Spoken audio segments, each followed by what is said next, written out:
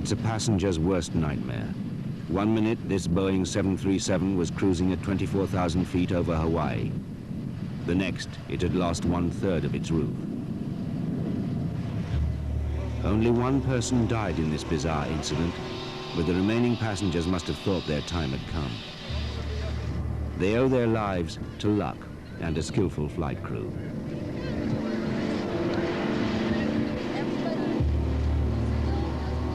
Earlier in the day, a passenger boarding the aircraft spotted a small crack next to the door, but was too shy to speak up. As the Boeing reached its cruising height, the skin of the aircraft peeled back like a sardine can. The aircraft was 19 years old and had spent all its life in Hawaii, flying short hops between the islands. But the airline's maintenance men hadn't noticed the effect that the constant takeoffs and landings were having on the aircraft. The metal panels were tugging apart. There were fatigue cracks everywhere. By the end, the 737 was flying on a wing and a prayer.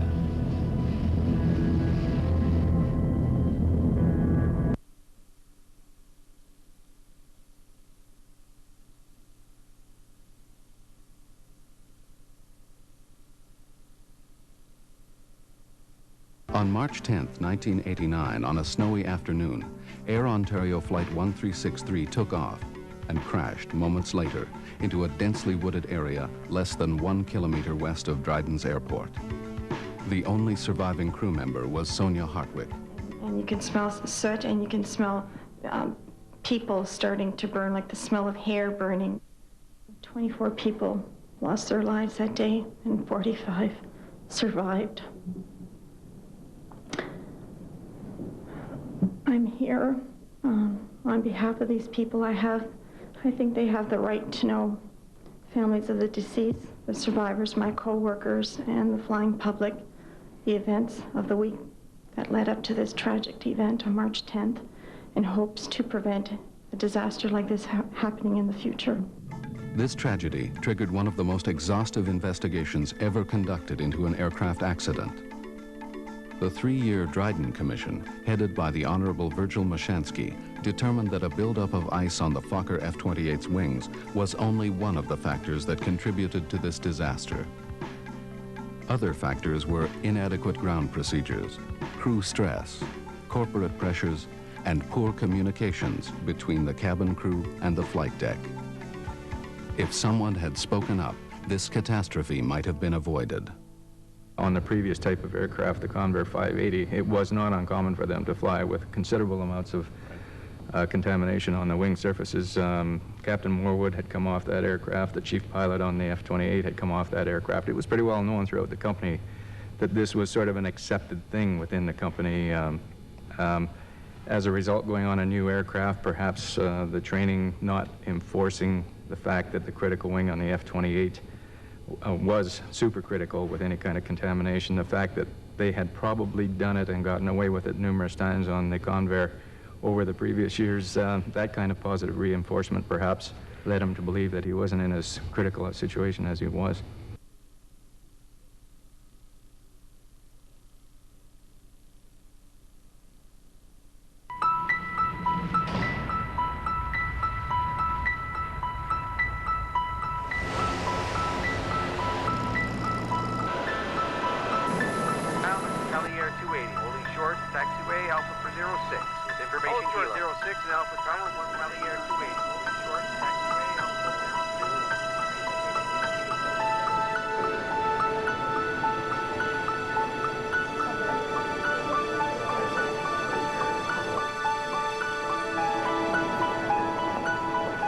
Fact: 80% of all aviation accidents are the result of human error.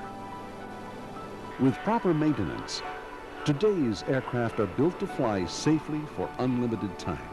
They are more dependable than they ever were. Everything signed off?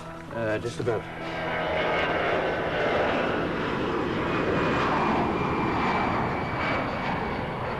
Today's aircraft are also more automated and more complex.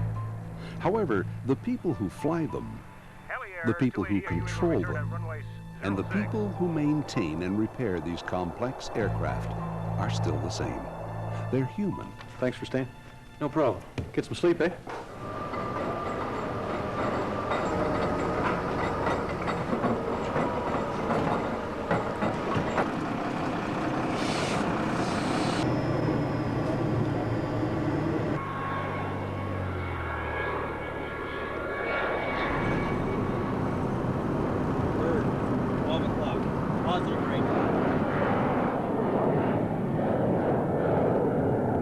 Fact, maintenance errors are accountable for up to 25% of all aviation accidents resulting from human error.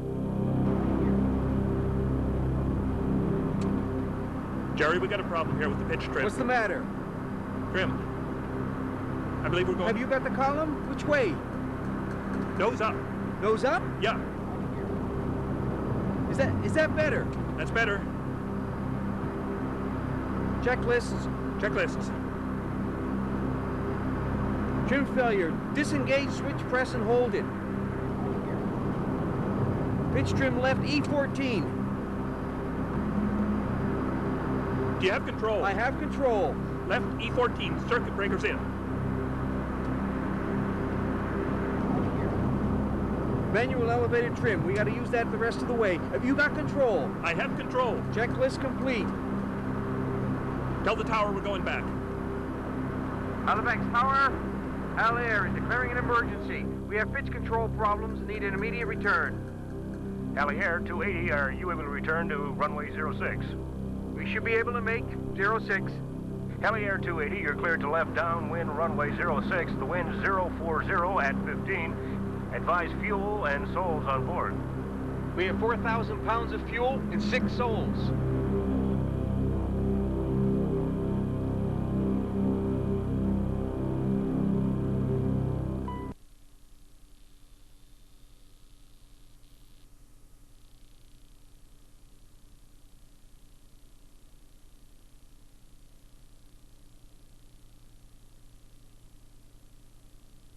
Understanding why an AME made a mistake is difficult.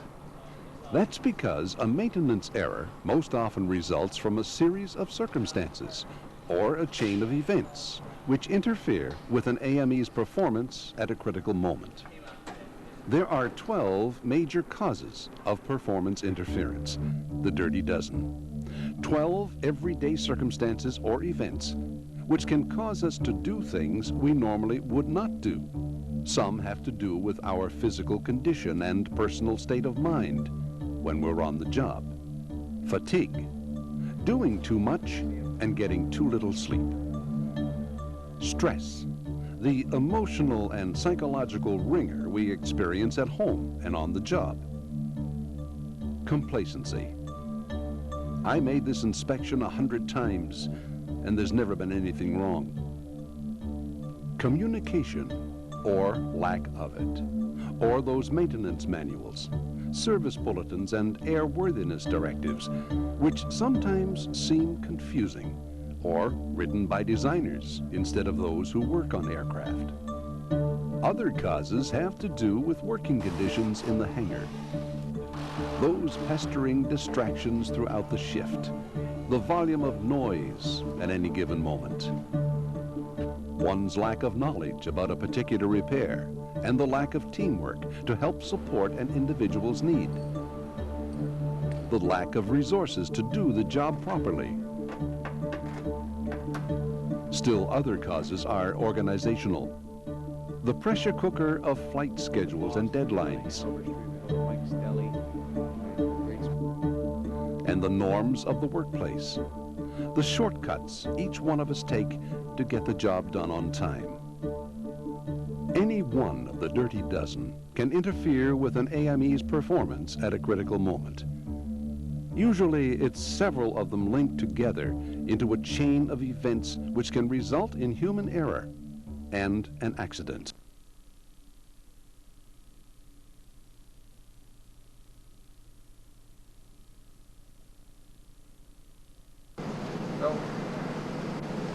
Hello, you old fart. When did they let you out of jail? Well, you useless dingling. What you see when you don't have a gun?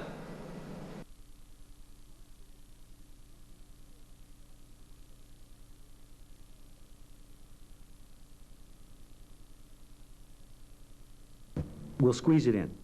No problem. And we'll clear the intermittent generator snag. Right.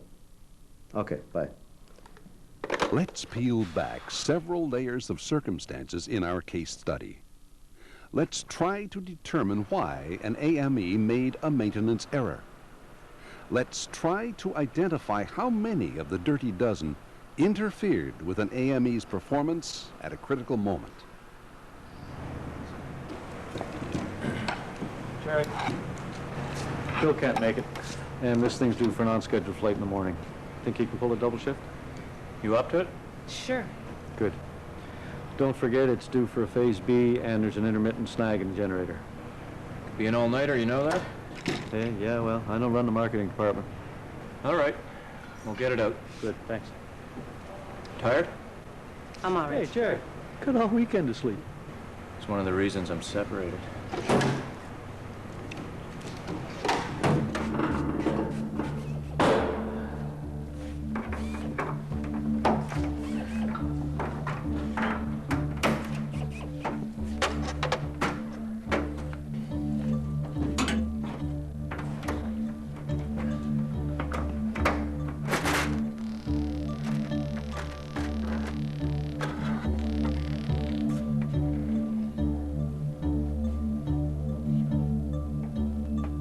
Can you take a look at this?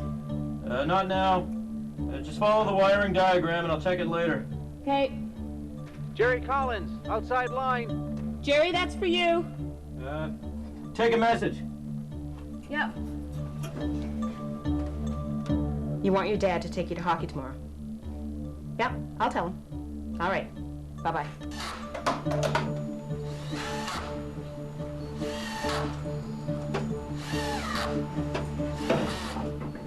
Your son wants to know if you're taking him to hockey tomorrow.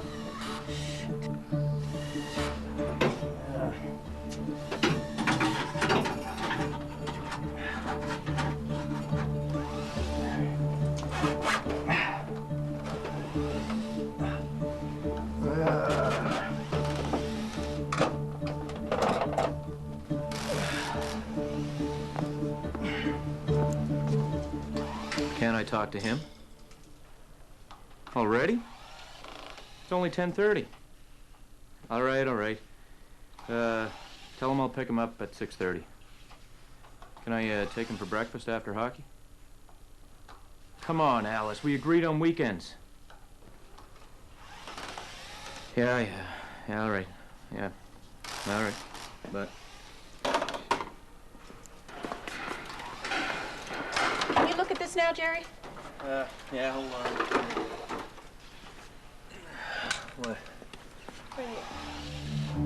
Yeah. Should that go up? No, just separate those. See him? More coffee? Yeah, sure, that'd be great.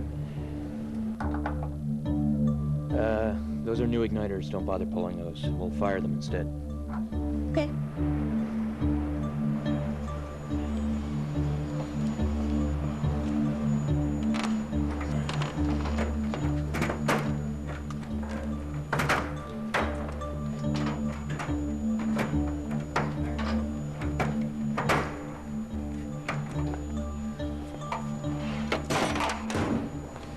Everything signed off? Just about. Good, we'll write it up and file it. Thanks for staying. No problem. Get some sleep, eh? Got a hockey game in about 1 hour.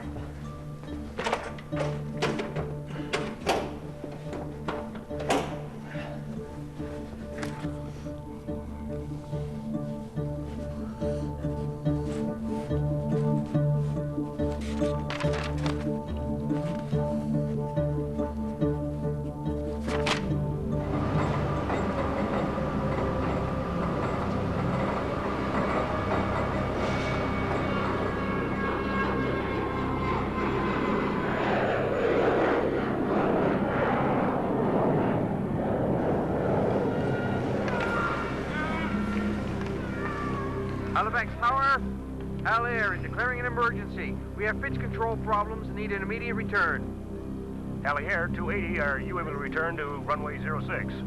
We should be able to make 06. Alley Air 280, you're cleared to left downwind runway 06. The wind 040 at 15. Advise fuel and souls on board. We have 4,000 pounds of fuel and 6 souls. The TSB initial briefing had it right. Jerry Collins had left lock wire pliers in the tail section, the hell hole. The pliers shook loose from the voltage regulator shelf on takeoff and interfered with the control cables. It was a maintenance error, a human error. Jerry Collins had made a mistake, that's a fact. The question is, why?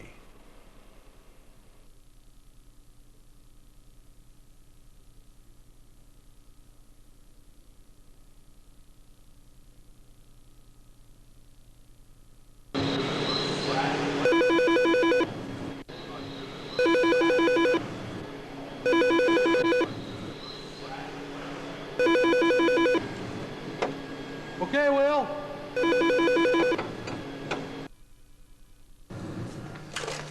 Hello? Yeah. Yeah? Yeah. You want the aircraft an hour early? Okay. Yeah. Yep. Yep. Okay. Yep. Yep. Special charter? Yeah, okay. Okay, yep. We can do that then. Yeah. Okay. Okay. Yep. Okay. Great, great. Okay. Thanks, bye. Jeez. Darn, I forgot we still have to change that power cable before the plane goes out. I'll get Norbert to help me. Norbert, I need your help over here to change the power cable. Okay, as soon as I finish connecting this line. No, Norbert, you don't understand. They need the plane now. I need your help. Come on, you help me and I'll buy you a cup of coffee after. Yeah. Ah, okay, I can do this later.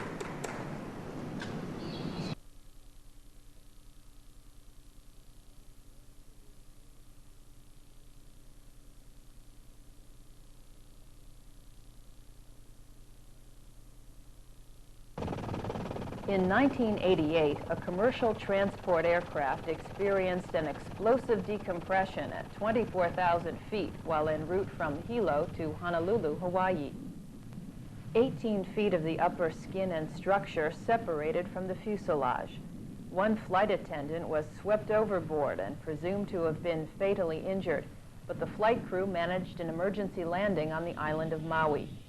The National Transportation Safety Board, in its investigation, determined that the probable cause of this accident was the failure of the airline's maintenance program to detect the presence of significant disbonding and fatigue damage, which ultimately led to failure of the lap joint and the separation of the fuselage upper lobe. This incident demonstrates the significance of existing flaws in aircraft structures and of an inspection program that can detect them before they can cause such a catastrophic failure.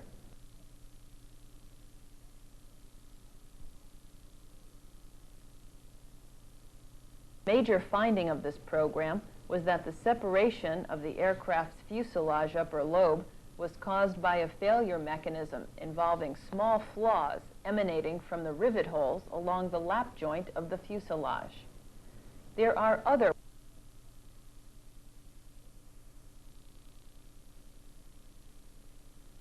'88 accident shown earlier is a good example of multiple crack growth failure. In this incident, several small cracks emanated from rivet holes and coalesced with a single large crack to cause the failure of the structure.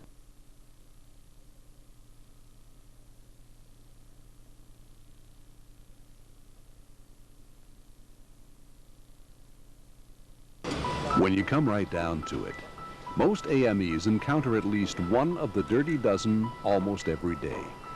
So how come more mistakes aren't made? Did you ever ask yourself why you don't make maintenance errors? Have you just been lucky? Or did your mistakes get caught in a safety net before they left the hangar? Most often, one of the dirty dozen is not enough to interfere with an AME's performance at a critical moment. Link one with another, however, and the chance for human error increases. Personal stress, fatigue, and on-the-job pressures are three of the dirty dozen which most often aggravate the negative influence of any one of the others. A tired brain and the emotional wringer from personal and on-the-job stress can complicate even the simplest of situations and cause you to do what you would normally not do.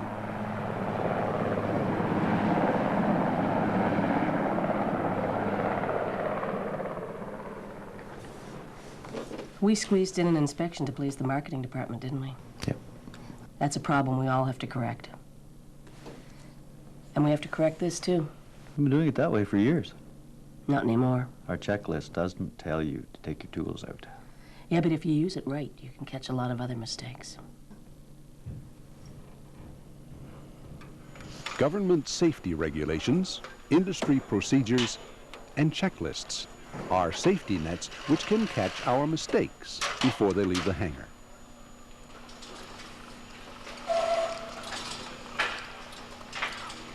What about personal safety nets? We all get tired, we all get stressed, we all feel the pressure of flight schedules. We all make mistakes. In addition to the safety nets the government and the industry have set in place, what personal safety nets protect you from human error?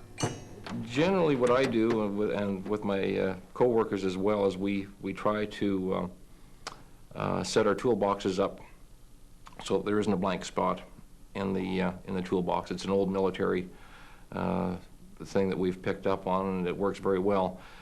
Every tool's got its spot, and when you've completed the inspection, you go back through your toolbox and you check all your spots. If there's something missing, then you've got to account for it. It doesn't embarrass me whatsoever to go up to someone and say, I don't understand this system, or I don't understand what's going on. We all work together as a team. You know, it's a team effort, even though we have different trades and different responsibilities.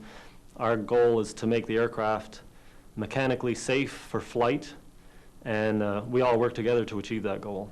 Generally, if I have to leave a job for whatever reason, I usually try to finish it to a point where I know when I come back, that particular part of the task is done. And I make sure I finish a stage of the job where if I come back, I can continue on without the risk of having any errors develop. Well, once you've completed an inspection, you generally would want to go back and just double check the work that you've done, in particular if you're working alone. And in a lot of cases, depending on the company's size, let's say the AME will be working by himself.